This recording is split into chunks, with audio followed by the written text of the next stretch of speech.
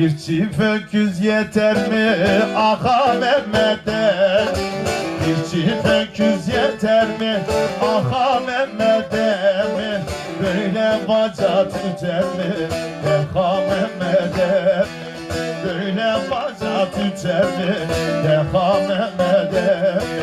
Çoluk çocuk uyumaz Ağa Mehmet'e. Çoluk çocuk uyumaz Ağa Mehmet'e. Aç insanlar yatar mı Ağa Mehmet'e? Aç insanlar yatar mı Ağa Mehmet'e?